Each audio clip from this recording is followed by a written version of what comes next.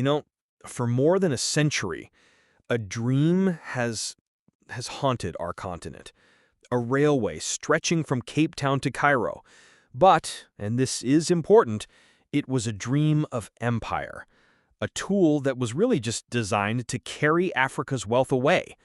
Today, I'm here to talk about reclaiming that dream, reshaping it in our own image, an African dream for the benefit of all Africans. I present to you the African Spider Railway Network Project. And look, this is more than just some ambitious initiative. I believe it is the most critical nation-building project of our generation. We're talking about a modern, high-speed railway that will act as the steel arteries of a new, integrated continent, pumping life, opportunity, and, prosperity into every single nation it touches. From the capitals to the commercial centers, we will finally bridge the distances that have kept us apart. This is the engine that will drive us toward the goals of Africa 2063. The impact will be, revolutionary. Emphatically, this is our declaration of economic independence. By connecting our markets directly, we will unleash an unprecedented wave of intra-African trade. We'll achieve true food and water security. We will no longer be at the mercy of unpredictable global supply chains. And for our people, for the millions of young, talented Africans looking for a future, this means jobs. Not just jobs, but careers in engineering, in manufacturing, in technology, and in the countless new enterprises that will flourish along this web of prosperity. And we've met every technical challenge with African ingenuity. The historical problem of different track sizes at our borders, solved. We'll establish 12 automated wagon exchange stations. These are marvels of efficiency that will reduce transit times from 10 agonizing days to a mere 18 hours. We are literally dissolving the borders that have held our commerce back. And we will build this with speed and purpose. We'll begin with a pilot phase from Alexandria to Khartoum, securing a quick and visible return on investment, say within 3 years, to build that momentum. Through international cooperation with nations working in parallel, the entire West-East corridor can be completed in just 5 years. The great vertical spine linking Egypt to South Africa, that will be our decade-long commitment to continental unity. Now, I know you're thinking of the cost. Let me be clear. This is a profoundly sound investment, not an expense. Our funding model is a smart, modern partnership.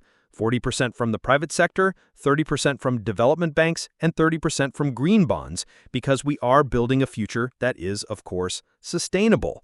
The financial projections aren't just positive, they're transformative. We project powerful annual returns and rapid payback periods for every partner nation. This network will not be a burden. It will be a source of immense and recurring wealth.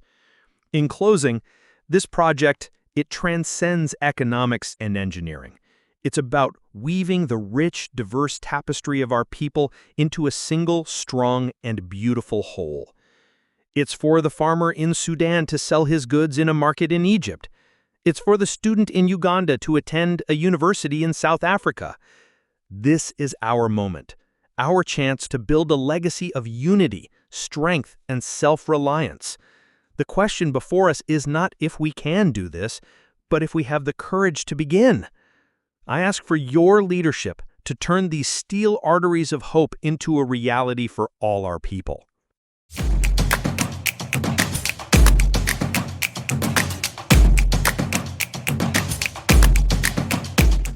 Welcome back to the Deep Dive. We've got a really fascinating stack of source material from you today. It's all focused on this incredibly ambitious idea, connecting the African continent and maybe even beyond. That's right. Coast to coast, north to south, with this huge railway network. Some of the sources call it the African Spider Railway Network. Right. That name kind of captures the image. So the articles and research you sent over, they lay out a vision that's just enormous in scale. Absolutely. Looking at everything, the history behind it, the modern tech solutions needed, the costs, potential impacts. Yeah. It's all in there. Okay, so our mission for this deep dive is really to unpack the key insights from all this material. We need to look at the history because, like you said, it's not a totally new concept. No, definitely not. And then dive into the modern vision, the very real challenges, what the sources propose as solutions, and just grasp how massive this whole plan is. And you're spot on about the history. The documents do mention it goes way back, late 19th century, that old British colonial idea for a Cape Town Cairo line. Ah, But the vision we're looking at now in these papers, it's much broader. And importantly, the goals are very different. It's not about colonial connections anymore. okay, good point. Let's unpack that modern vision then. The sources say it's being revived now, sort of under the name African Development Train Project. Exactly. So what are the core goals driving it this time around? Well, what's really striking is how multifaceted the ambition is, as laid out in the material. Key goals include boosting economic and commercial integration between African countries. Right, internally focused first. Yes, connecting capitals, major economic hubs with a high-speed network. That sounds critical for just moving goods and people within the continent. Does the research try to quantify that, the potential impact? It does, yeah. The documents explicitly mention wanting to significantly increase the volume of intra-African trade. And beyond that, they tie the project directly to Africa's own development strategy, the Africa 2063 goals. Okay, so it's positioned as a really fundamental piece of the continent's future growth plan. Precisely. The sources also frame it as a way to enhance Africa's strategic position globally, even helping with food and water security by making distribution easier. Interesting angle. And reducing dependence on, say, traditional sea routes, which, can have their own bottlenecks and issues. Makes sense. Then on the ground level, the planned projects creating lots of jobs, stimulating investment, in infrastructure, but also local manufacturing, opening new markets for African exports. It's really presented as this vision for comprehensive development, not just a transport project. Okay, that's a really powerful set of goals laid out there. But, connecting a whole continent, so many diverse countries, different levels of infrastructure, there must be huge technical hurdles. What's the big one the sources keep coming back to? Yeah, the major one they highlight is the railway gauge difference. Ah, the track widths. Exactly. You've got the international standard, 1,435 millimeters, but then lots of countries use narrower gauges, like 1,000 millimeters or 167 millimeters. And as the material points out, pretty simply, a train just can't cross a border if the tracks don't physically match up. Right, that's about as fundamental a problem as you can get. So what do the sources propose? What are the scenarios for bridging that gauge gap across this massive network? Okay, so the research outlines a few options. First one, complete gauge unification. Just make everything the standard 1,435 millimeter gauge. Simple in concept, maybe? Simple in concept, but the sources estimate a cost of $15 to $20 billion, and it would take maybe 8 to 12 years. Whoa. Yeah. So the documents pretty much write that off as not practical politically, financially. Yeah, I can see why. Coordinating that across dozens of countries, finding that kind of money, seems like a non-starter based on the material. It does. Okay, second scenario. Build border wagon exchange stations. So you physically lift the containers or swap the wagon bogies at the border? Essentially, yes. Swap the cargo or the whole wagon body onto compatible bogies.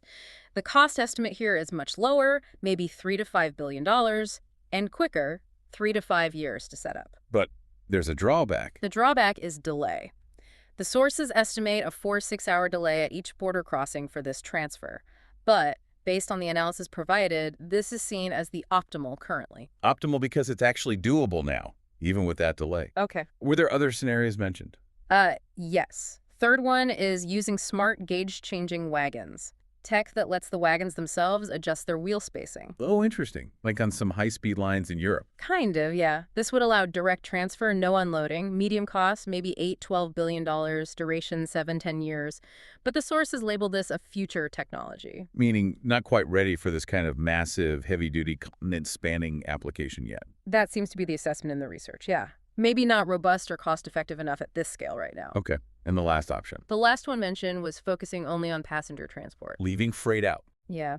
The documents dismiss that pretty quickly, says it's not economical, and would mean losing about 75% of the potential revenue compared to doing both freight and passengers. Right. So freight is absolutely essential for the whole economic case presented in these sources.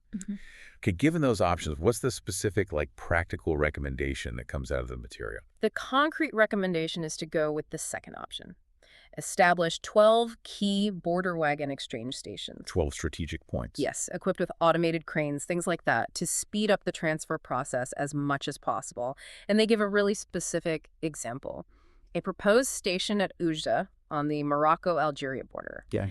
Estimated cost for that one station, $320 million, but the potential impact, huge. They estimate it could cut transport time across that border from, get this, 10 days down to just 18 hours. Wow. 10 days to 18 hours just with an exchange station. That's the projection in the source, yeah. Yeah, that single example really shows the kind of bottlenecks that exist now and the transformative potential, even with what they call the currently optimal solution. It absolutely does. It just highlights the potential efficiency gains, the boost to trade it could offer. Okay, so they've thought through the gauge problem, have a practical way forward according to the sources. Yeah. Let's talk about the network itself. You mentioned the spider idea. The sources describe two main directions of expansion. That's right. There's the horizontal expansion, basically running west-east, Right. and then a vertical expansion north-south. Okay, tell me about the west-east one first. So this line is envisioned connecting major cities right across North Africa, and then crucially extending into the Middle East. Ah, okay. The proposed route goes something like Rabat à Casablanca, Algiers, Tunis, a Tripoli, across into Egypt, then connecting via what they call the Red Sea line to Jeddah, Riyadh, and onwards into the Gulf. So it's not just connecting Africa internally, it's really linking Africa to the Middle East, potentially further by rail. Precisely. And the documents also mention some new complementary lines feeding into this, like Akapa Suez and Tabuk-Iraq border. So it's creating a whole interconnected system. Wow. But how do you get across the Red Sea? Is that part of the plan? Yes, that's a critical piece. The plan involves a maritime ferry component. Ferries, like train ferries. Exactly. Roll-on, roll-off, ro-ro ferries designed to carry the trains themselves. Okay. The proposed route is Suez, or Ain Sokna, in Egypt, across to Jeddah or Yanbu in Saudi Arabia. The plan calls for 4 of these specialized ferries, each one apparently capable of carrying 1.2 kilometers worth of train per trip. That's a lot of train. It is. The estimated cost just for these ferries is $1.8 billion. And the crossing time is estimated at 8 hours, plus maybe 3 hours total for loading and unloading. So it's a significant logistical step. Yeah, a major investment just for that sea link. Yeah. Okay, what about the vertical expansion, the north-south axis? Right. This is the classic, almost mythical route concept, connecting Alexandria, Egypt, on the Mediterranean, all the way down to South Africa. The full Cape to Cairo idea, Yeah. but modernized. Essentially, yes. The proposed route goes Alexandria, Cairo, Aswan, into Sudan, Khartoum, South Sudan, Uganda, Kenya, Tanzania, Zambia, Zimbabwe, right down to South Africa. That's huge. Did this line just get built from scratch, or does it connect with or upgrade existing railways in East or Southern Africa? According to the material, it very much integrates with existing and planned regional projects, but they need significant upgrades or completion. For example? Well, it mentions the Tazara Railway, that's Tanzania, Zambia, needs upgrade estimated at $2.1 billion. Then there's the East African Communities Standard Gauge Railway, the EAC SGR, between Kenya and Uganda. That needs completion, estimated cost $4.3 billion.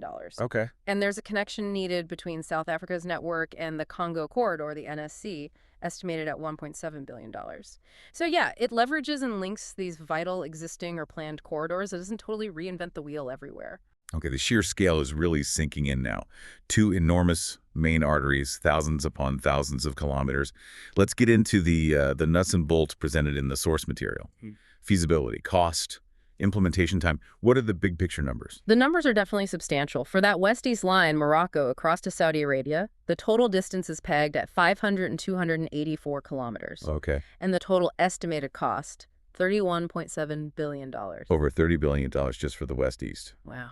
And the vertical line, Egypt to South Africa. That one's even longer, around 8,000 kilometers. Yeah. And the estimated cost is higher, too, $47.8 billion. Goodness. So we're talking close to $80 billion combined for just those 2 main axes. That's staggering. What about how long it would take? Are we talking decades? Well, this is where it gets interesting. The sources break down the time needed for each section, but they really emphasize this concept of parallel execution. Meaning building multiple parts at the same time. Exactly. Different sections being built simultaneously in different countries. So for the West-East line, while individual bits might take, say, 2 to 6 years, depending on the challenges, Right.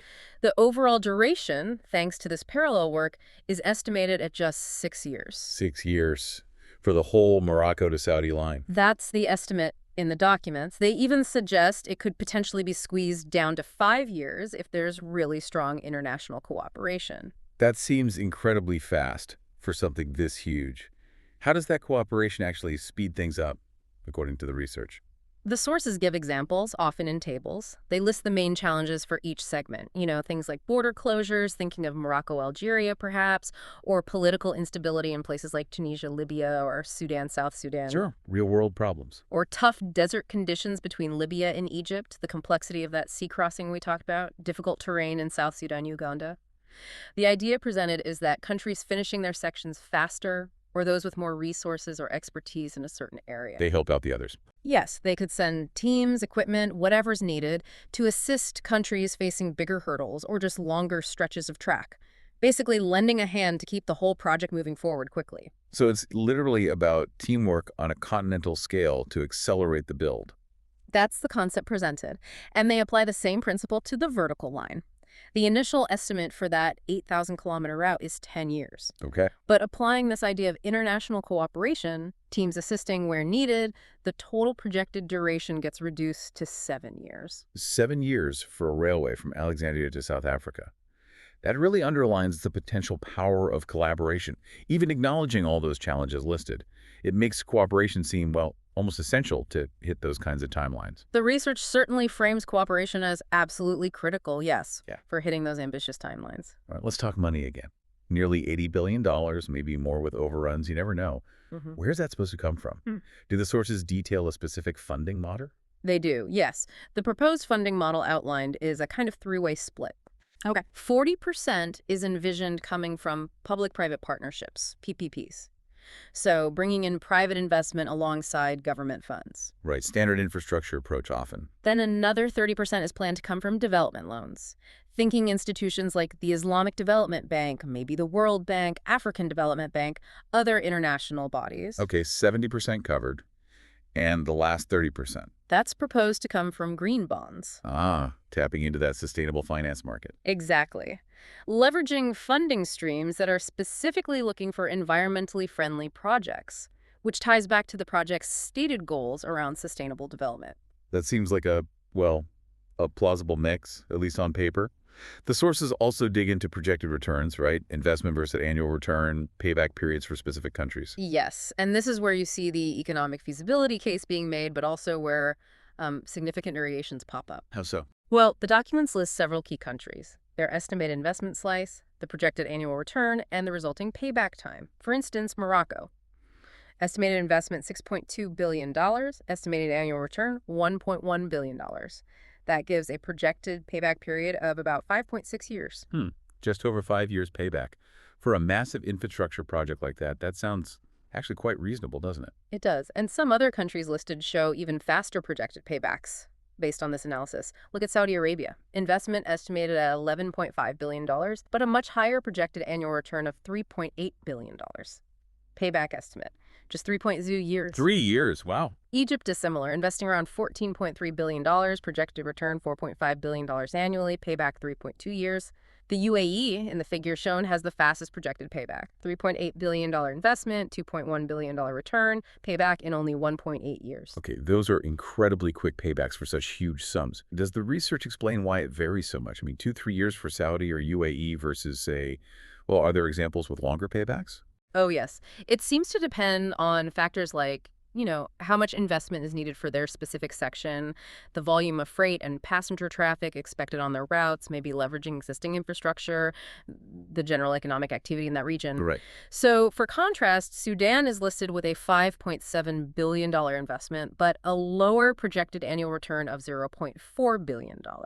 That leads to an estimated payback period of 14.3 years. Okay, much longer. And South Africa investing $9.1 billion with a projected $2.3 billion annual return has an estimated payback of 4.0 years. Still pretty good, but shows the range. So while the whole project is framed as transformative for everyone, the direct economic benefits and payback timelines, according to this data, could vary quite a bit from country to country. That's what the numbers in the SORC material suggest, yes. Which must add another layer of complexity when you're trying to coordinate this massive multinational effort if some partners see returns much faster than others. That's a potential challenge inherent in the data presented, certainly. Fascinating. Okay, so given all of this, the grand vision, the technical hurdles, the proposed solutions, the routes, the massive costs, the funding ideas, the variable economics. Right. What are the final sort of concrete recommendations the source material puts forward to actually try and make this happen? The documents wrap up with several pretty clear recommendations to move the vision forward. First, they suggest starting a pilot phase, specifically between Alexandria in Egypt and Khartoum in Sudan. Why that section? It's highlighted in the material for its potential to show a quick return on investment, maybe within 3 years. The idea seems to be get an early win, build momentum, demonstrate feasibility. Prove the concept quickly. Makes sense. What else? Second, they recommend developing those wagon exchange solutions like the Ujda example simultaneously with other parts of the project. Don't wait until all the track is laid. Tackle that critical gauge bottleneck in parallel. Right, work on the border crossings concurrently. Good point. Yes. Third, and this echoes our earlier discussion, they stress enhancing regional and international cooperation, specifically for funding and for technical support. Cooperation for money and know-how. Exactly. It ties right back to needing that cooperation to hit the timelines and overcome the inevitable challenges. Okay, and the last one. The fourth recommendation is about the technology. Adopt modern and sustainable technologies throughout the project. Build it for efficiency, resilience, longevity. Make sure it aligns with those broader sustainable development goals. Build for the future, essentially. This has been, well, quite the deep dive into a truly monumental vision based on all the source material you shared. It's about connecting continents, bridging historical divides, aiming for this integrated development on a scale that's hard to fully grasp. Mm-hmm. The sources clearly lay out a potential path. They acknowledge the huge hurdles, technical, political, financial, but they also paint a really compelling picture of the potential benefits. It's certainly a project that, if it were realized according to this vision laid out in the sources, would fundamentally change things. Trade flows, regional economies, just the physical connectivity of a vast, vast part of the world. Absolutely. So maybe here's a thought to leave you, the listener, with. Something to mull over as you process the sheer scale of this plan. How does a project like this, connecting continents and cultures with thousands of miles of steel rail, how does that reshape our whole understanding of global trade routes, of regional development here in the 21st century? Yeah. And what could it imply not just for Africa and the Middle East, but maybe for future connectivity projects on an even grander global scale, perhaps? It's a big question, definitely worth pondering. Indeed. Well, that's all the time we have for this deep dive. Thanks again for sharing these fascinating sources with us.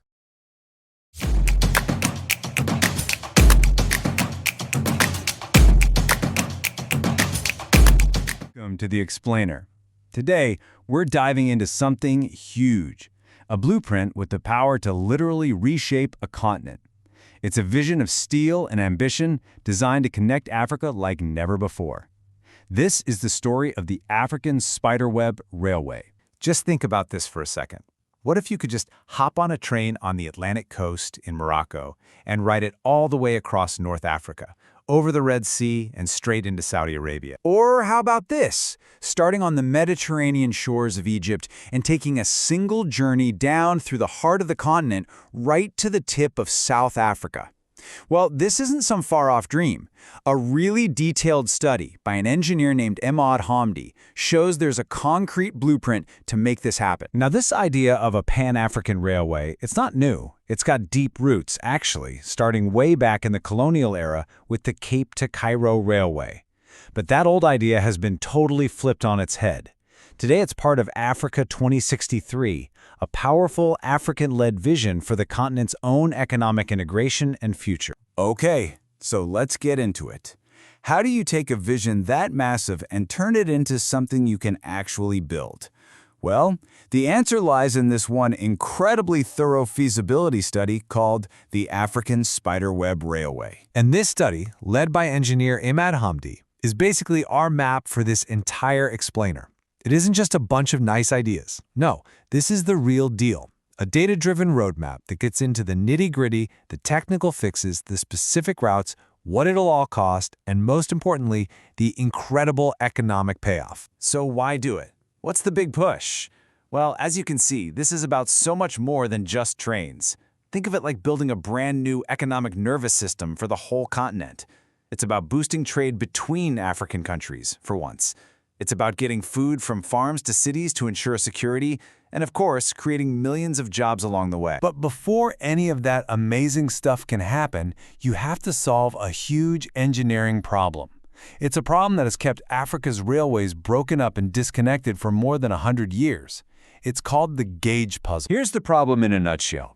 Different countries built their train tracks with different widths.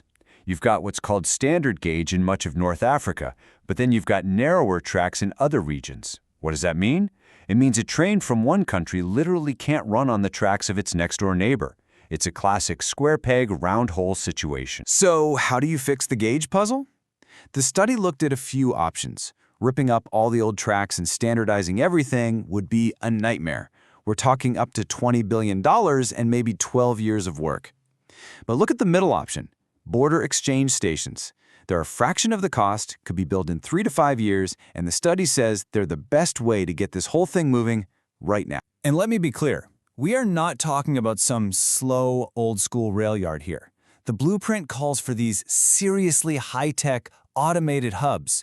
You just picture it, these massive, powerful cranes that can lift and shift an entire train's worth of cargo in just a few hours. It's a really clever fix that solves the gauge problem without a decade of construction. All right, so with that gauge puzzle solved, the blueprint lays out these two absolutely breathtaking mega routes. These would be the main arteries, the backbone of this whole spiderweb network. The first major artery is this east-west line, connecting the Atlantic all the way to the Arabian Peninsula. And yeah, the price tag is big, but look at that timeline. The study says if all the countries work on their sections at the same time, in parallel, this massive 5,000-plus kilometer route could be up and running in just 6 years. That's incredible. Then you have the big one, the spine of the continent, an 8,000-kilometer line stretching from Egypt all the way down to South Africa. The initial timeline says 10 years, which sounds about right for a project this monumental. But here's where it gets really interesting. The study found a secret weapon to speed things up. And that secret weapon is cooperation. It's such a simple but powerful idea. The study modeled what would happen if the countries that finish their sections early don't just, pack up and go home.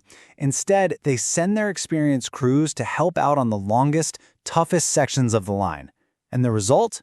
You could slash the total project time from 10 years all the way down to 7. Okay, this all sounds amazing, right? But it also sounds, well, incredibly expensive. Which brings us to the obvious, multi-billion-dollar question, how on earth do you pay for all this? Well, the plan here is really smart. It doesn't put all its eggs in one basket. Instead, it proposes this diversified funding model. It's a mix, a big chunk from public-private partnerships, some from development loans, and another piece from green bonds, which would help finance all the sustainable tech involved. And this slide right here is what should make investors and governments sit up and pay attention. Because the project isn't just some big expense, it's a genuine economic engine. The study projects that the money coming in from trade and transit fees would lead to some shockingly fast payback periods.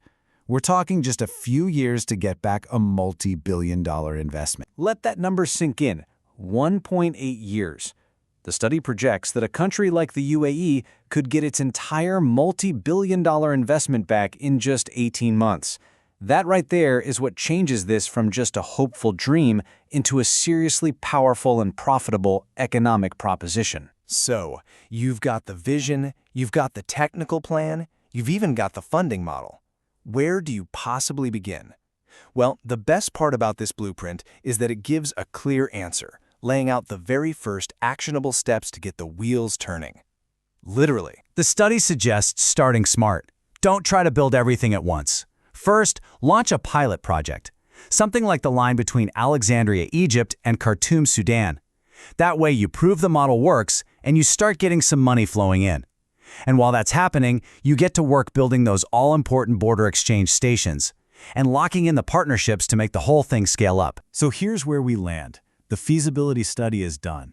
It shows the path forward is clear, that the technical hurdles can be overcome, and that the numbers, honestly, they really work. The challenge now isn't about engineering or even about finance. It's about political will. The blueprint is sitting right there. The only question left is, what will it take to finally lay that first track?